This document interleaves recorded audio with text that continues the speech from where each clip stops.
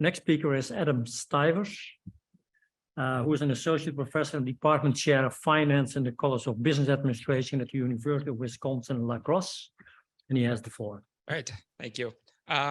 So this is joint work with a couple colleagues from McMaster University, and we look at stock market participation. Okay. So to give a bit of background, standard economic theory says that everyone should at least partially be invested in the stock market, some equity exposure, and it doesn't matter their risk aversion, risk preferences. Right? And on top of that, given in the US, especially the historical stock market returns, that really people should have a large portion, some even 100% or close to 100% of their overall investment should be in the stock market. But that's not what we see. So this is the stock market participation puzzle that, depending on how you define stock market participation, whether you include retirement plans or not, anywhere from 30 to 40%. Different studies have found on the highest end is usually around 50%.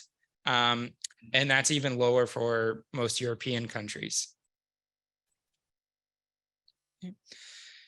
So why is that? Well, the first sort of the rational factors of what you would expect. Well, if you have less income, less wealth, it's more difficult to participate in the stock market.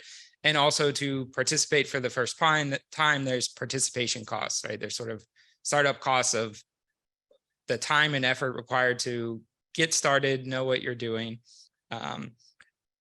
Again, risk aversion, although that can't fully explain it.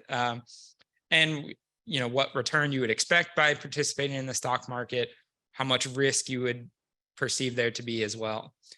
So, but those rational factors can't fully explain it, right? Even if we have someone who we're comparing with large wealth, highly educated, there's still differences. So there's different demographic things that have been studied.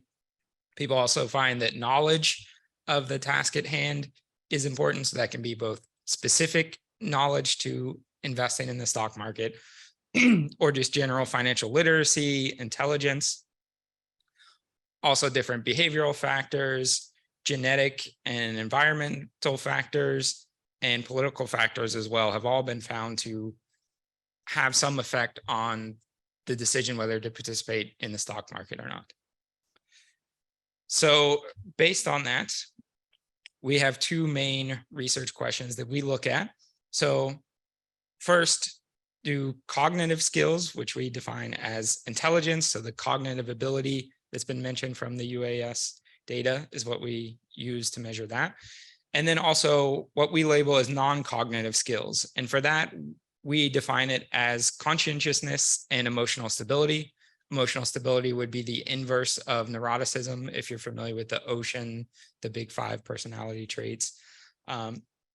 We refer to those as primitive factors, or primitives for short. Right? So they're somewhere in between like a genetic endowment and the outcomes or proximate factors that we also look at. But they are things that should be fully formed and stable when someone reaches adulthood. And then our second question is, do those cognitive and non-cognitive skills or abilities affect the decision to participate in the stock market? And does that happen directly or indirectly? So indirectly meaning, do those primitive factors affect the proximate factors such as income, education, financial literacy, and that therefore drives the decision whether to participate in the stock market? So just as a simple illustration of intelligence and the NCS that we refer to as non-cognitive skills, which is conscientiousness and emotional stability, can those directly impact stock market participation or S&P, or does it happen indirectly through our 5 proximates that we focus on here, right? And we pick those from relevant literature that an income has been found to have a big impact on stock market participation, level of education. Another thing, just general trust. Someone that's more trusting, that's another thing of maybe I think the stock market is risky and maybe I'm going to get scammed or something. And again, both general and task specific knowledge.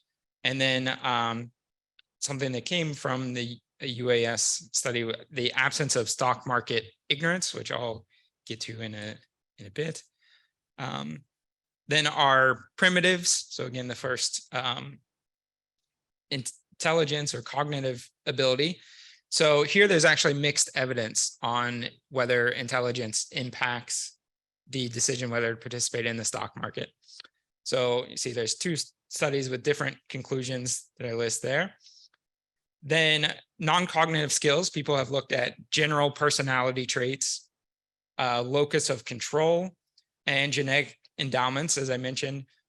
Our focus, though, is on the non-cognitive skills that we label as beneficial personality traits. And instead of just general personality, we focus on just conscientiousness and emotional stability, which again should be different from a genetic endowment. Okay. So I think this study of ours is a good illustration of the benefit of using the UAS data, because we sort of went back through existing studies and found different things, different variables that could help us. So the measure of stock market participation comes from UAS 184. In that study, they also look at the level of equity investments. We just focus on a 0-1 variable of are they in the market or not. And then our measure of intelligence is the cognitive abilities that were mentioned earlier today from UAS 83, 84, 85. And then our measure of non-cognitive skills comes from UAS 121, where we get the conscientiousness and emotional stability. Our measure is just a normalized sum of those two components. Okay. And then for our proximate measures, the first three come from UAS 121. That's the financial literacy, income, and education. And then the other two, the absence of stock market ignorance. So that was the Merkelova-Veld 2022 paper that I mentioned earlier. So they ask respondents to estimate the expected stock market return, and then also to give confidence intervals. And they basically rule people out or say that they're stock market ignorant if they either don't provide an answer or their confidence interval does not match, or they're not ordered correctly from low to their sort of best guess to the higher estimate.